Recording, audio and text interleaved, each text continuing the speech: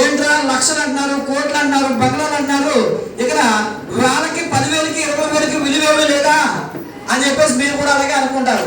ఎందుకంటే స్టార్టింగ్లో ఈ బిజినెస్ సరిగా మనకి అర్థం కాకపోతే కనుక మనకి మనం పిచ్చోడమా లేదంటే వాళ్ళు పిచ్చోడా మనకు తెలియదు. నిజానికి చెప్పాలంటే వాళ్ళని పిచ్చోడు అనుకున్నా మనమే పిచ్చోడు అండి.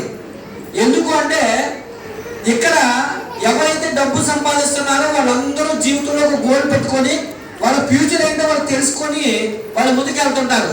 నిజానికి ఈరోజు 10,000 20,000 సంపాదించే వాళ్ళు ఏమనుకుంటారంటే నేను ఎంత బతికి వాళ్ళు ఏదో సబ్బులు పేస్టుల కోసం చెప్తే నేను వినాలా అనుకుంటారు. ఏదో సబ్బులు పేస్టులు అని అనుకుంటారు తప్ప వాళ్ళు వచ్చి నెలకి సంపాదించే సంపాదన 20,000 30,000 40,000 50,000 రూపాయలు. ఈ 50,000 రూపాయలు ఇన్కమ్తో వాళ్ళు పిల్లలకు మంచి స్కూల్లో చదివించలేరు. వాళ్ళ జీవితంలో వాళ్ళ అత్తింట్లో ఉన్న వాళ్ళైతే సొంత ఇంట్లోకి ఎప్పటికీ వెళ్ళలేరు.